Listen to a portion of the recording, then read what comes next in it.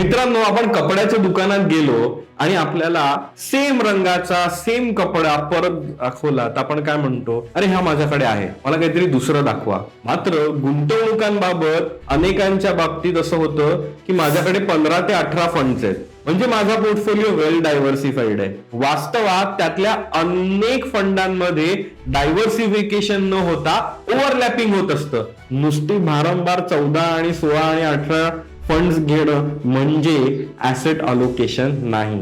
मित्रांनो, इन्व्हेस्टमेंट म्हणजे करून विसरून जाणे हा जुना काळ झाला. गुंतवणुकीच्या क्षेत्रात देखील अर्जुनासारखा पक्षाचा डोळा पाहता येणं हे येत्या काळात अतिशय महत्वाचं आहे. Mutual fund investments are subject to market risks. Read all scheme-related documents carefully. Investors are requested to review the prospectus carefully and obtain expert professional advice with regard to specific legal, tax, and financial implications of the investment or participation in the scheme before investments. मित्रांनो, आपण कपड्याच्या दुकानात गेलो आणि आपल्याला जर same रंगाचा same कपडा परत दाखवला तर आपण काय म्हणतो, अरे हा माझ्याकडे आहे, हा टी शर्ट माझ्याकडे आहे, ही साडी माझ्याकडे आहे, किंवा हा ड्रेस माझ्याकडे आहे, मला हा नको, मला काहीतरी दुसरं दाखवा. मात्र गुंतवणुकांबाबत अनेकांच्या बाबतीत असं होतं की माझ्याकडे 15 ते 18 फंड्स आहेत, म्हणजे माझा पोर्टफोलिओ वेल डायव्हर्सिफाईड आहे. हा आपला अनेक वेळेला समज असू शकतो. वास्तवात त्यातल्या अनेक फंडांमध्ये डायव्हर्सिफिकेशन न होता ओव्हरलॅपिंग होत असतं, आणि हे ओव्हरलॅपिंग हे तुमच्याच गुंतवणुकांचा रिटर्न हे तुम्हाला तुमच्या पोर्टफोलिओच्या रिटर्नला मागे खेचणारं ठरतं. त्यामुळे आपला पोर्टफोलिओ पिरियोडिकली रिव्ह्यू करणं, समजून घेणं आपल्या पोर्टफोलिओमध्ये काय चाललंय त्यामध्ये तण काढणं हे अतिशय गरजेचं आहे. कारण मित्रांनो, जसं शेती करत असताना अनेक तण येतात आणि तेच आपलं फर्टिलायझर म्हणजे खत जर खात असतील, पोषक मूल्य खात असतील, तर आपल्या शेतीची प्रगती होईल का, आपल्या बागेची प्रगती होईल का? जर होणार नसेल तर त्यातली तण काढण्याची, त्यामध्ये मॉनिटर करण्याची गरज जशी असते, तशाच प्रकारे आपल्या पोर्टफोलिओला देखील पिरियोडिकली रिव्ह्यू करणं, मॉनिटर करणं ही अतिशय महत्वाची गोष्ट आहे.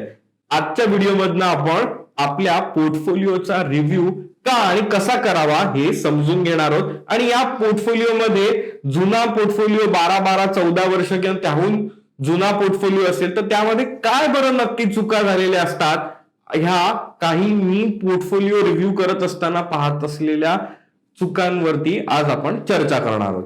जुन्या पोर्टफोलिओमध्ये सापडणारी पहिली चूक, ELSS टॅक्स सेव्हर फंड्स. मित्रांनो, आता आपल्यातल्या बऱ्याच जणांनी टॅक्स रिजिम बदलली आहे. आपण आता ओल्ड टॅक्स रिजिम मध्ये नाही तर न्यू टॅक्स रिजिम मध्ये जरी आपल्या टॅक्स फायलिंग करत असलो तरी देखील आपण ज्या वेळेला ओल्ड टॅक्स रिजिम मध्ये होतो आणि त्यावेळेला आपण ते 1.5 लाखाच्या ELSS फंड आणि या सगळ्याचे बेनिफिट्स घेत होतो, त्या काळात सुरू केलेल्या ELSS म्युच्युअल फंडाच्या SIPs योजना आपण तशाच ठेवलेल्या असतात. मित्रांनो, त्यावरती आपल्याला 3 वर्षाचं लॉकिंग राहतं, म्हणजे जरी तुम्ही SIP त्याचे थांबवायचा निर्णय जरी घेतला तरी देखील गेल्या 3 वर्षात झालेल्या गुंतवणुका त्यात अडकून पडतात. आता ह्या ELSS ह्या कॅटेगरी मधले इन्व्हेस्टमेंट देखील या कमीत कमी रिस्क घेतली जाईल आणि इक्विटी लिंक पोर्टफोलिओ तयार होईल. पण यामध्ये होतं काय, मोठ्या प्रमाणात लार्ज कॅप डॉमिनेटेड पोर्टफोलिओ या ELSS equity link long term schemes मध्ये दिसून येतो. अशा 2 ते 3 तरी फंडात जर तुमची SIP अजूनही चालू असेल तर मित्रांनो, आपल्याला जर आपला काळ बदललाय, आपण गुंतवणुकांच्या दुसऱ्या टप्प्यात आलेलो आहोत, आपण आता ओल्ड रिजिम मध्ये देखील राहिलेलो नाही आहोत, तर आपण या फंडांमधल्या आपल्या गुंतवणुका आता बदलायची वेळ देखील अनेकांच्या बाबतीत आलेली असू शकते. सो त्यासाठी म्हणून आपण आपल्या गुंतवणूक सल्लागाराबरोबर चर्चा केली पाहिजे आणि समजून घेतलं पाहिजे की मी ह्या फंडांमध्ये SIP तशीच कंटिन्यू ठेवू का, यामधली SIP थांबवूया आणि नवीन काही फंडांमध्ये SIP सुरू करूया. तसंच ह्याचं लॉकिंग पिरियड संपल्यानंतर इथली ही अमाऊंट आहे ती काढून आपण दुसरीकडे गुंतवूया का? कारण का तर अनेकांच्या पोर्टफोलिओमध्ये अनेक लार्ज कॅप फंड देखील असतात आणि त्याच वेळेला हे ELSS फंड देखील असतात. तुम्ही जर पाहाल ELSS फंडांमध्ये 50 ते 60% हा लार्ज कॅप कंपोनंटच असतो. सो तुमच्याकडे देखील 3 ते 4 वेगळ्या लार्ज कॅप योजना आल्या आणि ELSS स्वरूपातनं सुद्धा 3-4 योजना आल्या. म्हणजे तुमच्या पोर्टफोलिओतल्या 7 ते 8 फंडांमध्ये लार्ज कॅप डॉमिनेशनच आलं. जुन्या सवयीनुसार फक्त ELSS फंडांमध्ये आपल्या गुंतवणुका चालू राहत असतात. मात्र यामध्ये पैसे अडकून राहण्याचा परत हा टॅक्स बेनिफिट काय आता आपल्याला मिळणार आहे का? तर टॅक्स बेनिफिट देखील मिळणार नसताना देखील फक्त जुन्या सवयीप्रमाणे गुंतवणुका त्यामध्ये अडकून राहण्यापेक्षा काळाप्रमाणे आपला पोर्टफोलिओ देखील बदलणं महत्वाचं नाहीये का? आता वळूया आपण दुसऱ्या चुकीकडे. मित्रांनो, डायव्हर्सिफिकेशनच्या नावाखाली ओव्हरलॅपिंग. अनेकांचे असे 18-20 वेगवेगळे म्युच्युअल फंडाच्या योजना असलेले पोर्टफोलिओ माझ्या समोर येतात. त्याच्यामध्ये दिसतं 4 large cap fund, 4 multi cap fund, 2 ते 3 mid cap fund, 3-4 small cap fund. आता यामध्ये जर आपण पाहाल तर दिसून येईल 4 लार्ज कॅप फंड. अहो, लार्ज कॅप मध्ये निफ्टीमध्ये असलेल्या 50 कंपन्यांच्या ऐवजी अजून वेगळ्या वेगळ्या काय कंपन्या घेतल्या जाणार आहेत? म्हणजे जर तुम्ही कुठल्याही लार्ज कॅप फंडांच्या योजना बघाल तर त्या 70 ते 80% कंपन्या सेमच आहेत. त्यातही मोस्ट ऑफ लार्ज कॅप कंपन्या या इंडेक्सला म्हणजे सेन्सेक्स किंवा निफ्टीला देखील बीट करणं हे त्यांना कठीण जात असतं. सो अशा परिस्थितीत 4-4, 5-5 आपण लार्ज कॅप फंड घेऊन बसलोय. परत ज्या वेळेला आपण मल्टी कॅप फंड घेतो त्यामध्ये सुद्धा परत तो लार्ज कॅप आला. Large and mid cap fund घेतला, परत त्याच्यामध्ये लार्ज कॅप आला. सो म्हणजे काय तर एक 4 ते 5 महत्वाच्या भारतातल्या सगळ्यात मोठ्या बलाढ्य कंपन्या आहेत. उदाहरणार्थ HUL, TCS, Infosys, Reliance, HDFC bank अशा ज्या पहिल्या 5 ते 10 प्रमुख कंपन्या आहेत त्यांना कोणीच अवॉइड करत नाही. कोणी त्याच्यामध्ये एखाद्या कंपनीमध्ये 10% गुंतवणूक करेल तर कोणी त्याच्यामध्ये 2% करेल, पण 0% एक्सपोजर कोणीच देत नाही.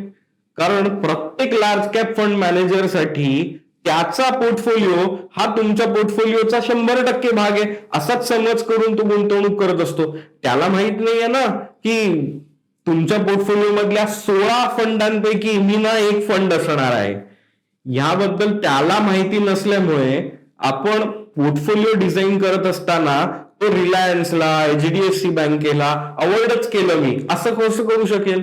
सो त्यामुळे आपल्याला आपल्या पोर्टफोलिओमध्ये नक्की लार्ज कॅप कंपोनंट किती आहे, त्यातल्या प्रत्येक कंपन्यांमध्ये ओव्हरलॅपिंग आपलं किती होतंय.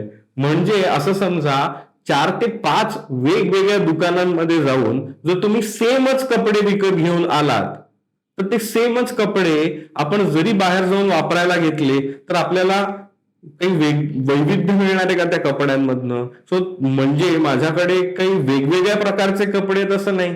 मी फक्त 4 ते 5 वेगवेगळ्या दुकानांमधनं ते कपडे आणले, पण त्यांचा रंग, पोत, त्यांचं डिझाईन, त्यांचं मटेरियल सगळंच ऑलमोस्ट सेम असेल आणि जर मी वारंवार तेच कपडे विकत घेत असेल तर हे माझ्या वॉर्डरोब मध्ये जसं होईल तशाच प्रकारे आपल्या पोर्टफोलिओ मध्ये होतं. मात्र होतं काय, आपल्याला वेगवेगळ्या फंडांची नावं दिसतात की अरे ही मी HDFC ची योजना घेतली, ही ना मी ICICI ची, ही मी कोटकची घेतली आहे. पण प्रत्येकाची जर उचलून तुम्ही लार्ज कॅपच घेत असाल तर हा कोटकचा फंड मला चांगला देतोय का ICICIचा फंड काय? 70 ते 80% हा पोर्टफोलिओ त्यामधला सेमच आहे. सो तुम्ही 4 ते 5 सेम कॅटेगरीतले फंड घेऊन त्याच्यावरती सेम एक्सपेन्स रेशो फक्त पे करत राहता, पण त्यामधनं मिळणारा जो पोर्टफोलिओ आहे तो ऑलमोस्ट 80% सेमच राहतो.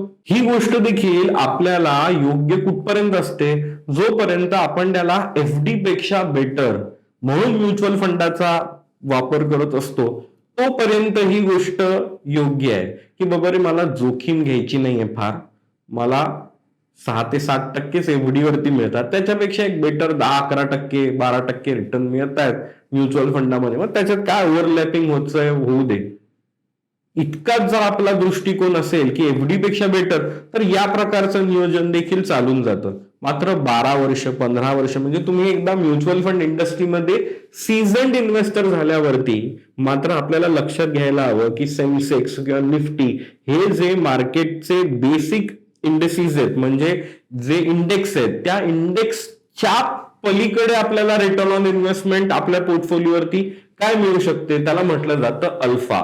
म्हणजे सेम पिरियड माझ्या गुंतवणुकीच्या कालावधीमध्ये पॉइंट ए टू पॉइंट बी पर्यंत सेन्सेक्सचा किंवा निफ्टीचा त्याच दरम्यान झालेला प्रवास आणि माझ्या प्रत्येक फंडाचा झालेला प्रवास, या प्रवासामध्ये जर माझ्या पोर्टफोलिओचा प्रवास हा सेन्सेक्स किंवा निफ्टी या बेसिक इंडेक्स पेक्षा जास्त वेगाने वाढला असेल, 4% किंवा 2%, तरी आपण म्हणू शकतो 2 किंवा 4%चा अल्फा क्रिएट झालाय.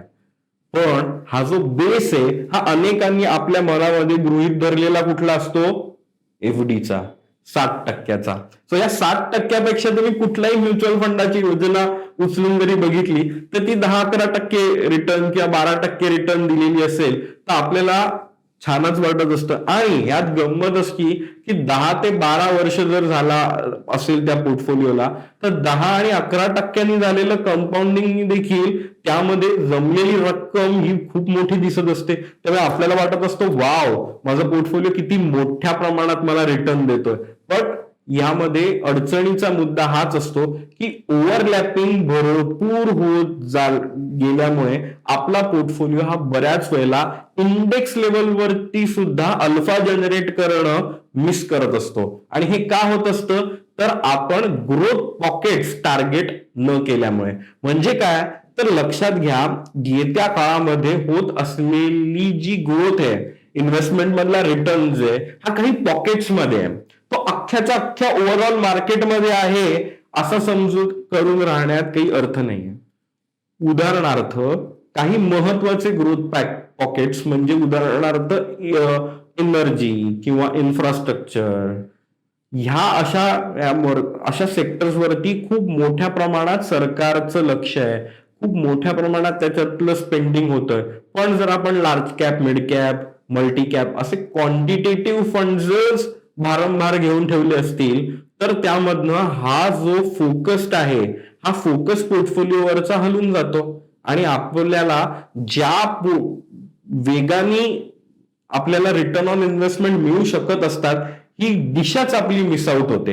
ही दिशा जर मिस आउट करायची नसेल तर आपल्या पोर्टफोलिओ मधनं होत असलेल्या ऍक्च्युअल कुठल्या कुठल्या कंपन्यांच्या शेअर्स मध्ये इन्व्हेस्टमेंट होतीये ह्याची एकदा लिस्ट पाहावी लागते. आणि त्यामध्ये प्रत्येक फंडातनं किती वेळा होऊन माझ्याकडे माझ्या टोटल पोर्टफोलिओ मध्ये एचडीएफसी बँक किती आहे, रिलायन्स इंडस्ट्रीज किती आहे, कोटक महिंद्रा बँक किती आहे, किंवा आयटीसी किती आहे, एचयूएल किती आहे, या बलाढ्य देशातल्या कंपन्या आहेत. मात्र या कंपन्यांमधल्या अनेक कंपन्यांची खूप मोठी ग्रोथ झालेली आहे. बघा मित्रांनो, ज्या वेळेला 4 लाख कोटीची कंपनी 5 लाख कोटीची होते ना त्यावेळेला देखील 1 लाख कोटींनी मार्केट कॅपिटल वाढतं, पण ती ग्रोथ साधारण 25%चीच असते.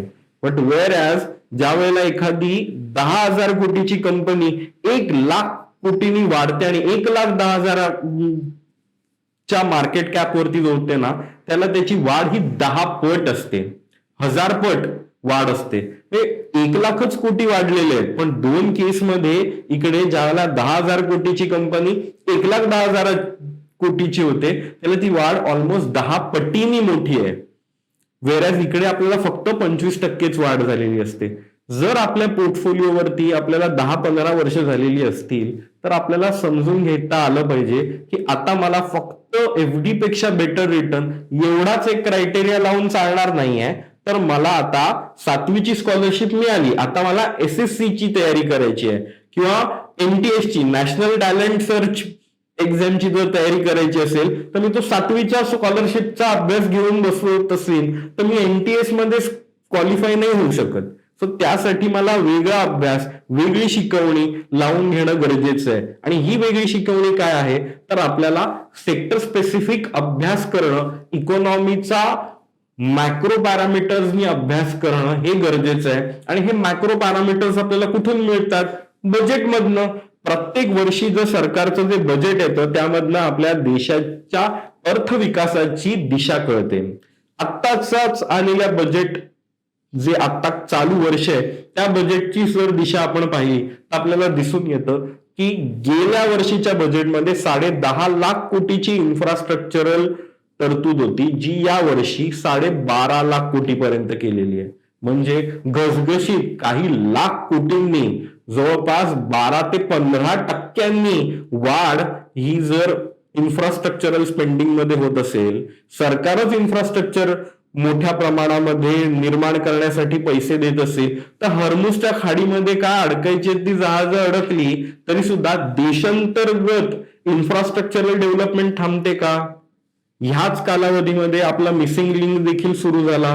देशभरात अनेक इन्फ्रास्ट्रक्चरल प्रोजेक्ट्स आहेत ते पूर्ण झाले का? कारण का त्यासाठी लागणारा steel, cement, heavy engineering, ball bearing, submersible pumps, वेगवेगळ्या ज्या इंजिनिअरिंग कमॉडिटीज लागतात या सगळ्या जर देशांतर्गत उपलब्ध आहेत, सरकार पैसे द्यायला तयार आहेत, कामगार भारतातच आहेत, प्रगती अडवली कोणी? पण आपण large cap, mid cap, multi cap अशाच वेगवेगळ्या फंडाच्या योजनांमध्ये आपले 4-4, 5-5 फंड त्यातच अडकले असतील, तर हा इन्फ्रास्ट्रक्चरवरती घ्यायचा फोकस हा आपला हलून जातो की नाही? हा आपला पोर्टफोलिओवरचा फोकस हलून न जाण्यासाठी या स्पेसिफिक सेक्टरमध्ये माझ्या किती टक्के इन्व्हेस्टमेंट आहेत, तसंच एनर्जीमध्ये माझ्या किती टक्के इन्व्हेस्टमेंट आहेत, हेल्थकेअर सेक्टरमध्ये माझ्या किती इन्व्हेस्टमेंट आहेत, बँकिंग सेक्टरमध्ये माझ्या किती इन्व्हेस्टमेंट आहेत, टेक्नॉलॉजी या काळामध्ये खूप मोठ्या प्रमाणामध्ये ज्या वेळेला AI आणि सगळ्या गोष्टींमध्ये चेंज होतोय, त्यावेळेला माझा टेक्नॉलॉजी सेक्टर मधला गेल्या 2 वर्षाच्या काळामध्ये जर फोकस कमी राहिला असता तर माझ्या पोर्टफोलिओचा रिटर्न अधिक जास्त खोलून दिसला असता. कारण का त्या दरवेळेला राईट चॉईस करण्यापेक्षाही काही गोष्ट अवॉइड करणं हे अत्यंत महत्वाचा गेम चेंजर ठरतं. आणि जर आपण large cap, mid cap, multi cap घेत असू तर कोण TCS ला अवॉइड करणार आहे, कोण इन्फोसिसला अवॉइड करणार आहे? कुठलाच फंड मॅनेजर अवॉइड नाही करणार. कोणी 10% त्यामध्ये इन्व्हेस्टमेंट ठेवेल तर कोणी 2% ठेवेल, कोणी 1% ठेवेल, पण कोणी ठेवलीच नाही लार्ज कॅप टेक्नॉलॉजी कंपन्यांमध्ये असं कुठलाच large captcha fund manager decision घेऊच शकत नाही. त्यामुळे मग मला गुंतवणूकदार म्हणून माझ्या पोर्टफोलिओमध्ये किती टक्के लार्ज कॅप ठेवायला हवं यावरती मला निर्णय घेणं गरजेचं आहे. हे समजून घेणं आणि त्याप्रमाणे पोर्टफोलिओ रिव्ह्यू करणं हे गरजेचं आहे. मित्रांनो, हा पोर्टफोलिओ आतापर्यंतच्या प्रवासासाठी योग्य जरी असला तरी इथून पुढच्या काळात जिथे मशीन लर्निंग, AI आणि या सगळ्या गोष्टींनी जग बदलत आहे, मोठ्या प्रमाणात खांदेपालट होत आहे. इथे 15-20 जणांची टीम 10-15 लाख कोटीच्या मार्केट कॅपिटल असलेल्या कंपनीचा बिझनेस देखील घेऊन जाते. अशा कालावधीमध्ये आपल्या पोर्टफोलिओमध्ये देखील बदल होणं गरजेचं आहे. आणि ह्या बदल होत असताना एक गोष्ट आपली अतिशय महत्वाची मिस होत असते की आपल्या पोर्टफोलिओमध्ये डेट हा कंपोनंटच अनेकांच्या पोर्टफोलिओमध्ये मिसिंग असतो. म्हणजे मी अनेक वेळेला असं म्हणत असतो की एक ऍडव्हर्टाईज आहे तिची, क्या आपके टूथपेस्ट में नमक है, तसं मी म्हणत असतो अनेकांच्या पोर्टफोलिओमध्ये मला डेट दिसतच नाही. क्या आपके पोर्टफोलिओ में डेट है? डायव्हर्सिफिकेशन जर आपण म्हणत असू तर सेम प्रकारचे वेगवेगळे इक्विटी फंड घेऊन काही डायव्हर्सिफिकेशन होत नाही. तर डायव्हर्सिफिकेशन करण्यासाठी 10%, 20% तुमच्या पोर्टफोलिओचा हिस्सा हा डेट फंडांमध्ये असणं देखील गरजेचं आहे. आणि हा प्रत्येकाच्या पोर्टफोलिओमध्ये डेट फंड असणं हे अतिशय आवश्यक आहे. कोणाच्या पोर्टफोलिओमध्ये ते प्रमाण 5% असेल तर कोणाच्या पोर्टफोलिओमध्ये 50%, पण डेट पोर्टफोलिओ मध्ये माझ्या नाहीच, हे अतिशय चुकीचं आहे. जे 12-15 वर्ष जुने पोर्टफोलिओ मी पाहतो, त्यांच्याशी चर्चा करतो, ती मंडळी तर बऱ्याच वेळेला FD मॅच्युअर झालं म्हणून म्युच्युअल फंडामध्ये येऊया का, तर FD वरती मला 60% व्याज मिळतं, इथे मला 11% मिळतंय. सो म्हणून मी FD मॅच्युअर झालं की म्युच्युअल फंडामध्ये टाकतो किंवा टाकते असा विचार करून ज्याला येतात आणि त्यावेळेला हे पैसे सगळेच्या सगळे जर इक्विटी लिंक जात असतील 11%, 12%च्या मोहानी, तर लक्षात घ्या जास्त वेग मिळण्याच्या नादात आपण स्टेबिलिटी मिस करतोय. आपण जे डेट फंडां म्हणजे ऑलरेडी जे FD मध्ये होतो ते डेट सदृश्य होते. डेट फंड म्हणजे काय, तर FD मध्ये इन्व्हेस्ट करणाऱ्या म्युच्युअल फंडाच्या योजनांना थोडक्यात सांगायचं झालं तर डेट फंड्स म्हणतात. आता हे डेट फंड्स FD वर्ष उजाडलं 6%, 7%, पण एक सगळ्यात मोठा ऍडव्हान्टेज काय, ज्या वेळेला शेअर बाजार हा -10%, -20% जरी जात असेल तरी हे 6 आणि 7% देत राहतात. सो एका बाजूनी मला स्टेबिलिटी मिळणं हे देखील पोर्टफोलिओच्या डायव्हर्सिफिकेशन पॉइंट ऑफ व्ह्यूनी गरजेचं आहे. माझ्या पोर्टफोलिओमध्ये गोल्ड असणं, माझ्या पोर्टफोलिओमध्ये सिल्वरचं एक्सपोजर असणं, माझ्या इन्व्हेस्टमेंट पोर्टफोलिओमध्ये रिअल इस्टेट असणं. आजकाल आपल्याला म्युच्युअल फंडाच्याच योजना म्हणजे रिट सारख्या योजनांमधनं आपल्याला रिअल इस्टेट एक्सपोजर देखील आपल्या पोर्टफोलिओमध्ये मिळवता येतं. म्हणजे काय, जर मला ऍसेट अलोकेशन हवं असेल तर मला या सगळ्यांमध्ये इन्व्हेस्टमेंट करून राहणं हे गरजेचं असतं. पण ऍसेट अलोकेशन करण्याचा एक सगळ्यात मोठा डिसएडव्हान्टेज असतो मित्रांनो.